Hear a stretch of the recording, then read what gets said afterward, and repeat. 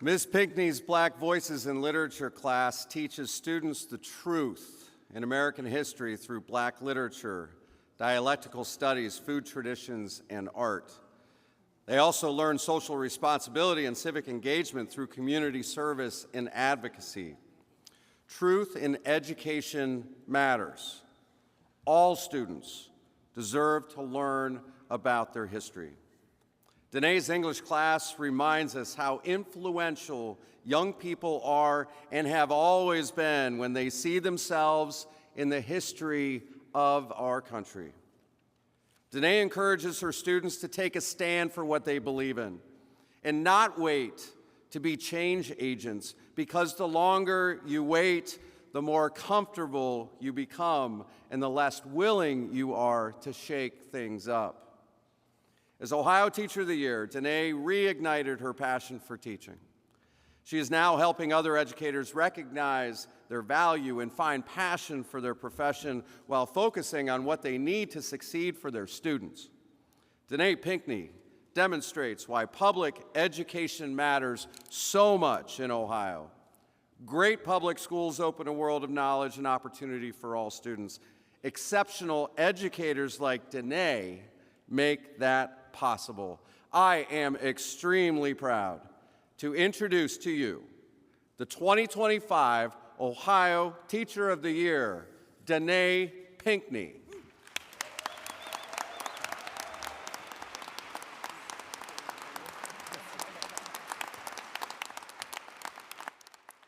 Thank you, everybody.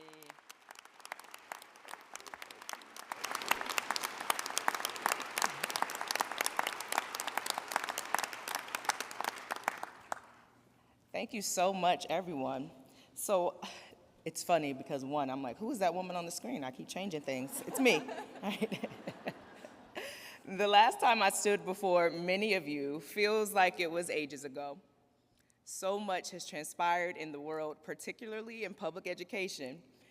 And during my remarks this past fall, I spoke about how the power of what is right now and not focusing on the what if is so important. I even shared a quote I'd come across which said, "Worrying is using your imagination to create what you don't want." I talked about how the future of public education does seem worth worrying about, and that despite the challenges, there's hope in what we have right now. Boy, did I prove to manifest a challenge. Since then, the weight on our shoulders has seemed to increase almost daily. The world feels like it's going a little bit crazy. I've become hyper aware of how I present myself to my students. Rewriting my narrative as an English teacher who is unbound means recognizing how sensitive my students are to not just my passion for learning, but also my uncertainties and my anxieties. And let me tell you, the kids are watching us. They're watching to see if we notice them. They're watching to see if we'll give up on them. And they're watching to see how we are going to show up when things are getting tough. Now, this doesn't mean that I'm shying away from vulnerability. There have been plenty of moments where in our classroom we've mutually decided that we needed to be a place where we can decompress and focus on mindfulness. And it's very clear to them, because I'm a crybaby, that I need it just as much as they do.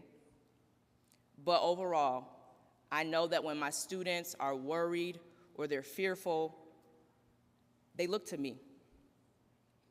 I mean, they are why we fight for the space to do this work in the first place. Yet for every student who feels empowered to share their voice, there are so many more who sit in the back, probably wearing headphones, eyes down, convinced that no one cares enough to hear them. I never want my own uncertainty to slow or quiet a student's voice. So, I've been grappling with authenticity. How do I provide for my students hope when I myself sometimes am struggling to see the light? The last time I stood before you, I shared my experience with burnout and how I used professional development and partnerships to help rejuvenate my practice. I knew that then this process wasn't a one-time cure-all. And as expected, in the past few months, I have found myself feeling pretty low again.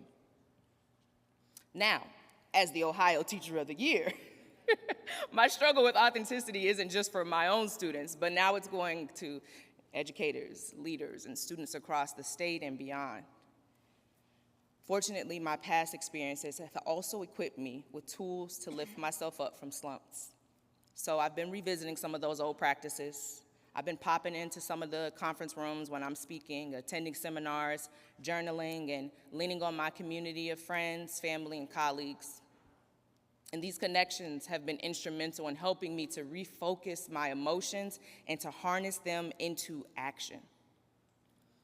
Just as I said at the Fall RA, our what-ifs must transform beyond just illusions of wonder.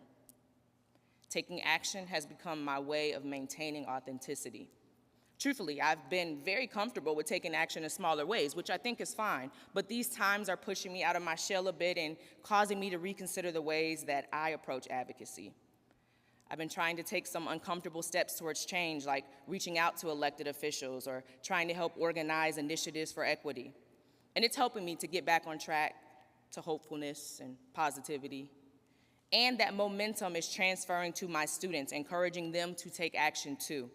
My students are joining the fight for their futures in ways that are both familiar and new. Of course, you know, the new thing. They're posting advocacy videos on TikTok with little dance moves, right? They're slapping stickers for justice on the back of their school-issued devices. They're not gonna take them off. And they're writing captions on Instagram that call for action, and they're posting them with pictures that are of ramen soup and stuff. And it's like, I don't even know how that connects, but you got it. And they're also taking to the streets with picket signs in their hands, and they're writing to legislators to share how diversity has enriched their learning. They're even embracing some of those overlooked avenues, like just the other day.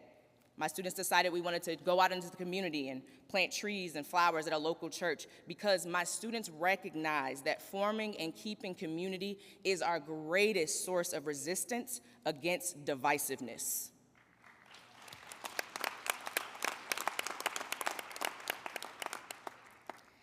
Each time my students step up and speak out, I'm reminded that our work isn't just about delivering content, it's about cultivating connection. It's about creating spaces where students can discover their own power and use it to make a difference. The satisfaction in their faces when they take action is unmistakable, and I know I share that same countenance as we look adversity square on, ready. This is why the work you all do is so valuable. The Ohio Education Association is a powerful resource helping us to find the words, the footing, the motivation to take action, to be ready. For the ways you all advocate on behalf of educators, for the ways you push us to join in the fight, I am so grateful. It's truly an honor to once again stand before this assembly, my community, to express my thanks. So today, as we look toward the future of education in Ohio, let's remember that our greatest resource, it isn't a new program or policy, even though I hear y'all are doing the thing, I'm impressed. It's our students.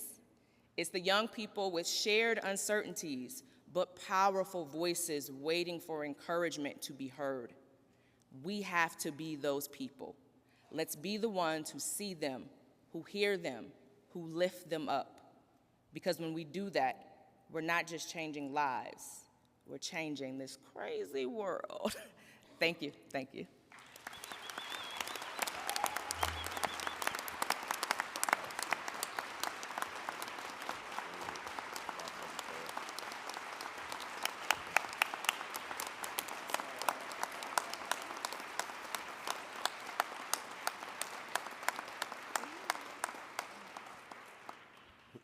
We really needed that right now, Danae.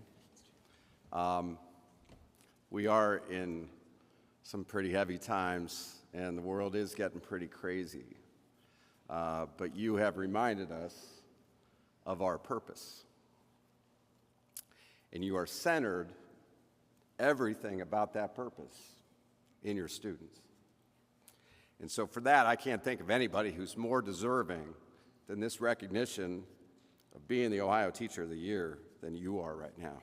So on behalf of the Ohio Education Association, I am proud to give you this token of our admiration, appreciation, and respect, and a little thank you that I hope will come in handy as you continue this Teacher of the Year journey and continue to inspire and lift up teachers across Ohio and beyond over the course of this year. Thank you so much, Danae.